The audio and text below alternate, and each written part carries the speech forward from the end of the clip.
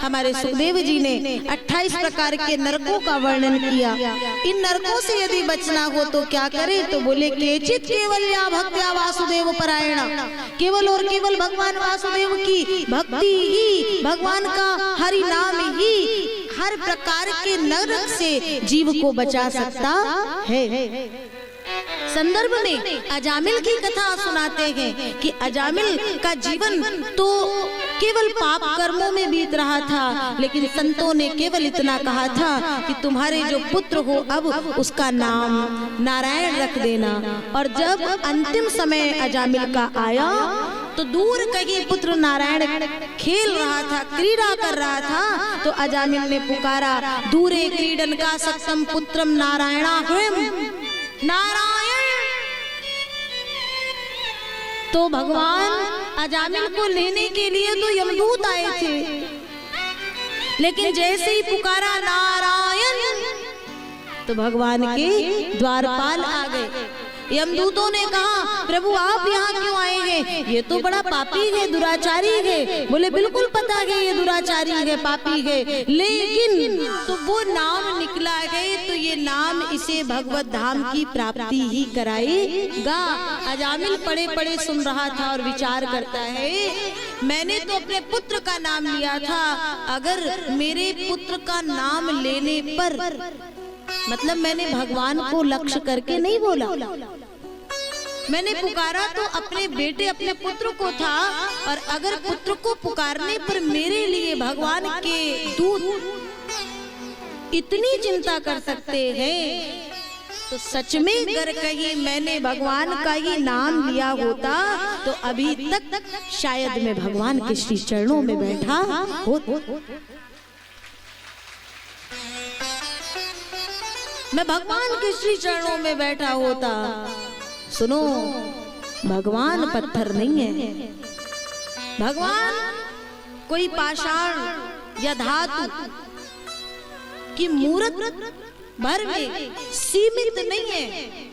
भगवान को हम लोग अपने भावों में सजाकर के जब बिठाते हैं तो भैया मूर्ति लाते हैं, तो आचार्यगण क्या करते हैं, प्राण प्रतिष्ठा।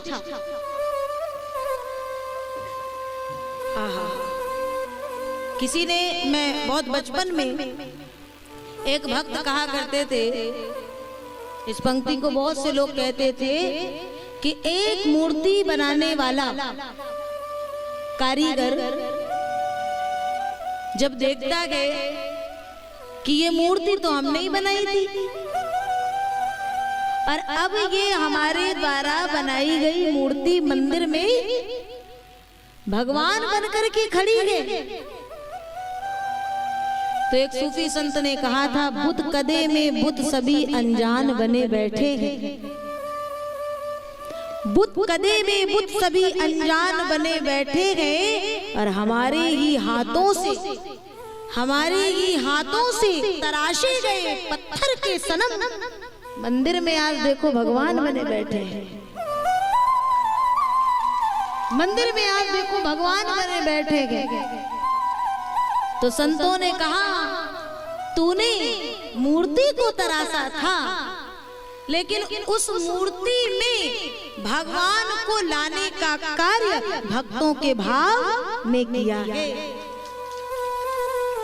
भक्तों के भाव ने वहां भगवान को प्रतिष्ठापित कर दिया, और तब भगवान कोई पत्थर की मूर्ति नहीं है, भगवान सजीव है। तुम कभी कभी देखना, ठाकुर जी की सेवा करो और कभी कभी लगेगा ठाकुर जी बहुत प्रसन्न है, मुस्कुरा रहे हैं।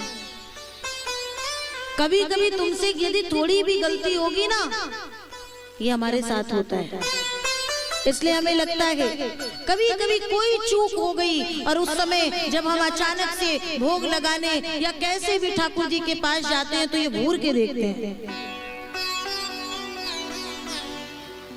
अब कोई कहेंगे, अच्छा मूर्ति भी ऐसे देखती होगी? बिल्कुल देखती है।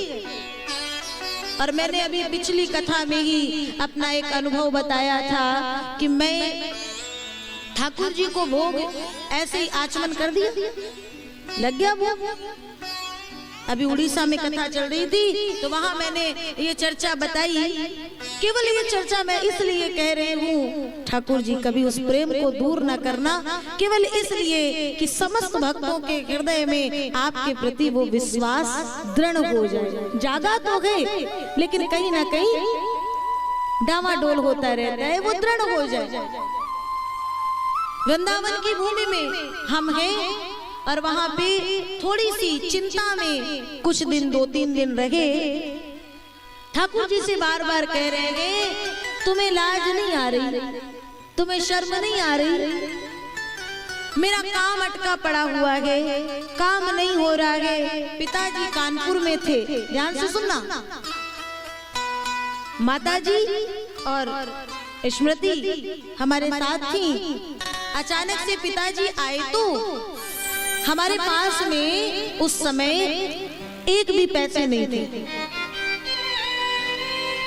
बैंक में पैसा है और कोई नेट बैंकिंग का यूज हम नहीं करते थे तब। ये जब वृंदावन में कथा हुई थी 2021 में, उसके पहले की बात है। तो पिताजी के पास एटीएम वगैरह जो भी था, पिताजी आए, माताजी को छोड़े और चले गए। अब हमारे पास पैसे नहीं, घर में तमाम व्यवस्थाएं हैं और कहीं कोई भगत जी ने फोन कर दिया कि बहन जी हम आ रहे हैं, तो उनका भी बाल भोग इत्यादि कराना है।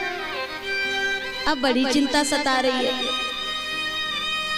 अचानक से एक दिन बीत गया, 2 दिन बीत गया, माताजी बड़ी चिंतित थी। रात्रि के समय हम गए, हमने कहा तुम्हारे ही धाम में है, तुम्हारी कथा गाते गए, तुमको लाज नहीं आ रही है, तुमको शर्म नहीं आ रही है। अगर कोई आ गया तो तुमने नाम तो खूब कर दिया गया, लेकिन अगर इतना भी नहीं रहा तो कितनी बड़ी बेइज्जती होगी, थोड़ा अपमान तो हो जाएगा ना ठाकुर। अचानक से भोग लगाए थे, अब भोग लगाए जैसे ही तो ठाकुर जी को ना जाने क्या मन में हमें आया कि उस दिन दूध चम्मच से लेकर के ठाकुर जी को पिलाने लगे। जब तक हम किसी बात को अपने नेत्रों से ना देख ले तो विश्वास नहीं होता, हमें भी नहीं होता। बड़े प्रेम से जोगी हमने चम्मच में दूध लेकर के और ठाकुर जी के मुख में लगाया। सर सर सर सर करके दूध मुख के भीतर। दूसरी चम्मच भी हमने ठाकुर जी को दी, वो दूध भी ले गए। और जब तीसरी चम्मच मुख में लगाई तो पूरा दूध उनके वस्त्रों में गिर गया। भगवान कहते हैं, मानो भगवान कह रहे हो तुम चिंता क्यों कर रही हो जब मैं हूं, मुझे तुम्हारी चिंता है। प्रातः काल जागे, फोन आया, छत्तीसगढ़ से कुछ भक्त आए हैं, दर्शन करना चाहते हैं। वो दर्शन करना चाहते हैं, आए, और भैया भक्त आएंगे तो दक्षिणा तो देंगे। कहां से? छत्तीसगढ़ से, आस पड़ोस से नहीं, आए और दक्षिणा आई, इतनी आई कि पूरे 1 मास की व्यवस्था हो गई।